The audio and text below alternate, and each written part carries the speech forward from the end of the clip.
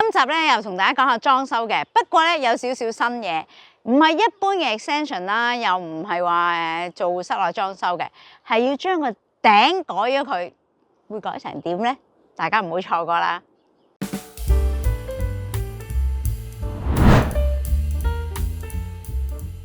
Hello， 大家好！咦，今集咧我哋又請到阿鄭師傅喎，所以今集大家都知道啦，我哋係講下裝修嘅。咁今次咧有少少唔同啦，因為一般咧就係做 extension 啦，或者拆下牆啊、室內裝修啦。今次咧，我哋真係從來未介紹過嘅。今次係會做啲咩啊，鄭師傅？今次除咗頭先講嘅室內裝修啦、extension 之外啦、拆牆啊，跟住咧仲有基本嘅全屋翻新啊、水電都全做之外咧，咁我哋今次會做埋個 loft conversion 嘅。咁我哋佢個 loft conversion 咧，亦都會做埋一個多碼出嚟嘅。咁就算係一個比較大型嘅裝修。咁基本上間屋就叫做拆淨得個廊，佢由零開始做過晒所有室內嘅嘢咯，同埋加改建咯。Dormer 即係將個本身斜個屋頂就延伸一個平頂出嚟，咁就將個 loft 個空間就可以用盡啲，就同埋可以企人嘅位置就寬敞啲咯。係啦，即係解釋清楚啦，就係本身呢間屋係斜頂嘅，咁佢而家咧就會將佢變為平頂，就伸多啲位置空間出嚟。就即係因為有時咧，如果大家有上過 loft 啦，或者某啲 loft 比較斜，你上到去，但係咧就側邊打斜咗咧，你嗰個感覺就好局促嘅。咁但係咧，今次呢個客人咧就係想做埋平頂，即係轉咗去做平，就令到嗰個企上去嘅時候咧，個空間會多啲啦。咁係做愛嚟可以做房咁樣。做一個正式做一個睡房㗎啦。即係就會多咗個 bedroom 㗎咯喎。冇錯冇錯。咁我哋咧就入去參觀下。裝修前咧究竟係點樣啦？基本上咧都好似都大部分嘢都拆咗噶啦。咁然之後咧，我哋下一集咧就會請埋呢個architect 啦，同埋 structural engineer 咧。係啦，咁咧就係一齊咧去講解，即係裝修嘅時候有啲咩嘢要準備。咁今次咧，我哋就作為一個預告，俾大家睇一睇裝修前間屋係點樣。咁遲啲咧就會有裝修後嘅樣啦。咁我哋一齊入去睇下咯。OK。好啦，入到嚟呢間屋啦，其實都已經拆咗佢舊嗰啲裝修㗎啦。嗰啲飾面嘢啦。咁我哋入嚟咧就有個呢度有個廳啦嚇，我哋入嚟參觀下先。呢個就係客廳嚟嘅，其實都幾骨子，因為佢方形係嘛？係啦，咁但係咧將來咧，其實而家眼見到呢幅牆同埋呢個雙衣門咧都會拆嘅。咁同埋呢個後廳咧。隔離呢個就係個本身舊底個廚房嚟嘅，咁個舊底個廚房同呢個客廳呢個中間呢幅牆咧，咁我哋都會拆咗佢嘅。咁同埋大家可以睇到而家呢個花園後邊呢個位置咧，我哋會今次做呢個 extension 咧就比較大嘅，就會拱出去6米嘅。咁然之後呢個將來會係一個好大嘅 open kitchen，咁就加埋一個 dining room 咁樣嘅。拆晒佢之後就成間屋就會好開揚啦。係啦，冇錯。係啦。哇！拆晒成間屋打通晒佢咧，就會變得好開揚啦。頭先咧，鄭師傅就講過啦，呢埲牆後邊咧，其實就係舊嘅廚房嚟嘅，比較細啲。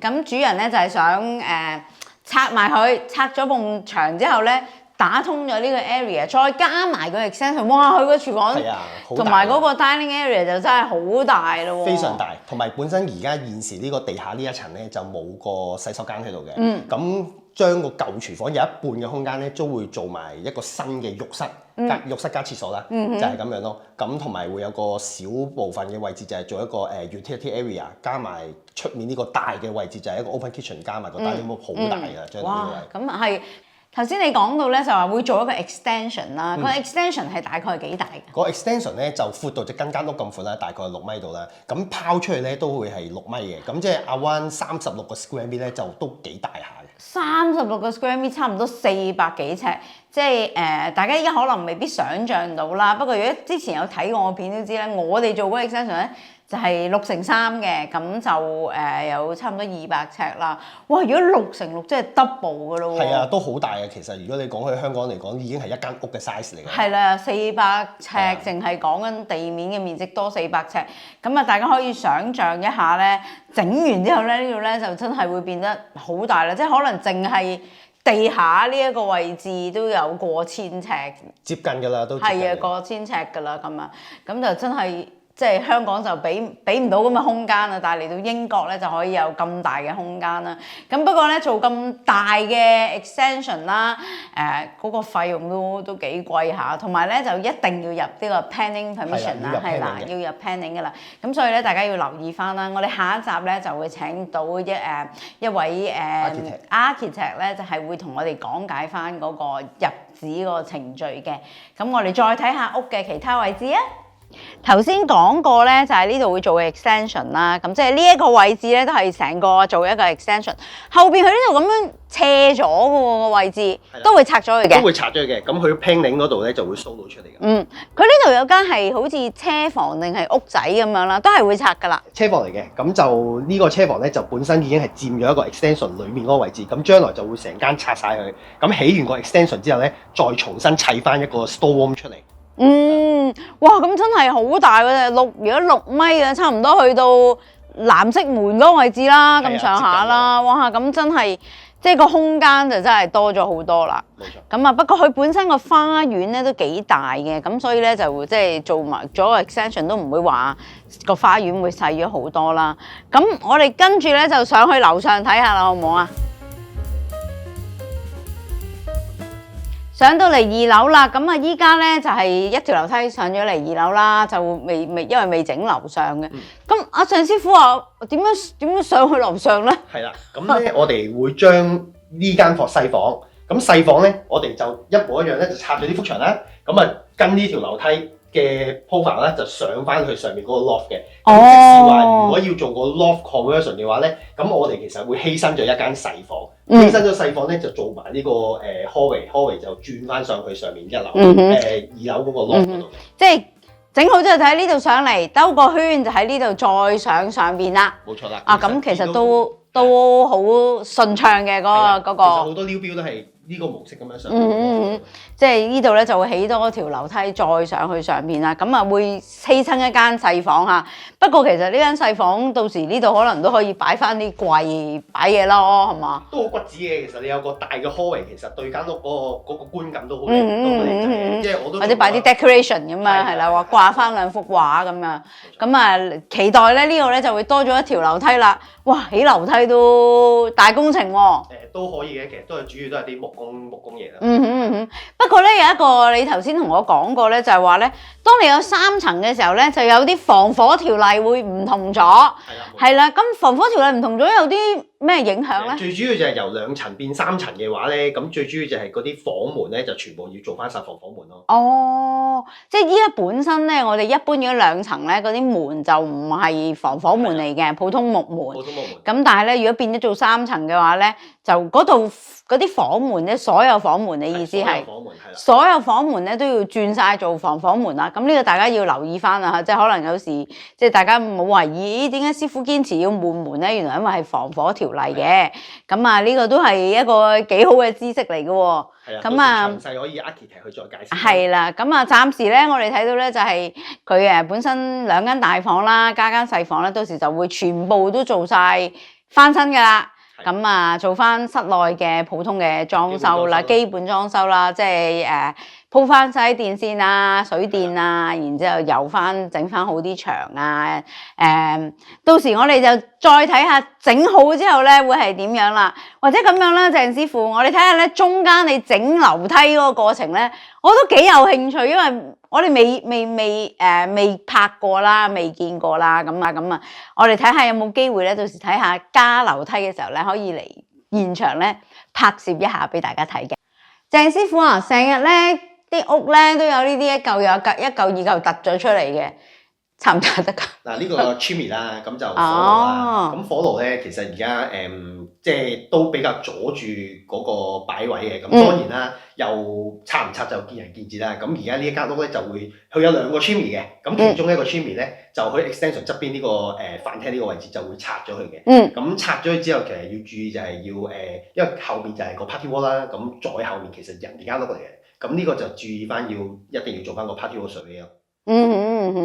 即係其實要睇翻個情形啦，即係當然啦，我哋覺得佢突咗出嚟好牙炸，或者你擺位冇咁靚啦，拆唔拆得咧都係要睇下佢係咪嗰個結構係咪可以做到啦？咁啊都係要揾 surveyor 去揾 party wash 水啊，同埋揾 structural engineer 去睇翻呢一樣嘢。係啦，就係睇結構就一定係結構嚟㗎啦。係啦，係啊，睇下點樣去做翻個承托，點樣做翻個支撐，去先可以拆咗佢咯。咁啊，上次有一間屋咧，我哋都係有呢啲咁嘅煙通啦。咁啊，上次啊，不過嗰個就好空心嘅。咁啊，阿鄭師傅咧睇到話啊，其實可以拆嘅，不過一樣都係入晒 planning 啊咁樣。咁啊，拆咗之後咧就好使好多啦。咁啊，到時睇下拆完之後咧就會嘅情形又會點樣啦。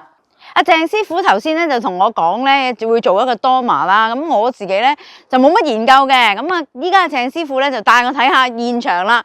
嗱，原先間屋咧係斜咗嘅，即係一般咁樣斜頂啦。咁我哋睇到隔離咧，原來都已經起晒個dormer啦。咁就係一個伸延咗出嚟嘅平頂嘅。咁嚟緊呢間屋，我哋身後邊即係呢一間屋咧，都係會係咁樣做法。係啦，冇錯。咁其實隔離呢間咧已經係即係黐住呢一間啦。咁已經係一個 sample 嚟嘅。將來而家由我哋呢一間屋變咗做隔離嗰間屋，咁變咗你大家可以睇到見到有個平頂出咗嚟之後咧，裡面就完全嗰個生活空間就非常之足夠㗎啦。係咪咧？如果要做呢啲dormer咧，係本身個屋頂要夠高先至可以做到？一定啦，因為有啲本身有啲屋個樓底咧就比較矮嘅，咁嗰啲就真係做唔到啦，因為佢亦都會有個樓嗰個企喺度嗰個要求啊。係啦。咁如果太矮係做唔到嘅。咁要好似咁樣隔離屋已經做咗咧，基本上入職嘅話咧嘅成功率就會比較大啦。係啦，即係如果你本身隔離附近都已經整好晒啦，咁你可以參考人哋，就喺自己嗰度咧都可以咁樣做啦。阿鄭師傅可唔可以透露一下，整一個咁嘅dormer咧，大概嘅價錢會係點樣計咧？一般嚟講，我哋每平面面積計嘅，咁但係你當個 total 心咧，就5萬磅到6萬磅不等啦。因為要做個 dormer就會比較貴少少。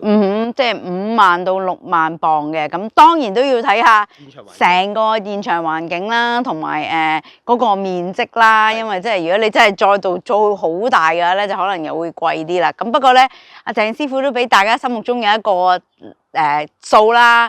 咁啊，依家啲嘢越嚟越貴啦。之前咧，你同我講過啦 ，extension 咧每平方米咧都要2300嘅。今年有冇加價咧？因為我舊年做噶啦，已經都住咗成年幾嘅啦。今年嘅價錢係咪都係差唔多？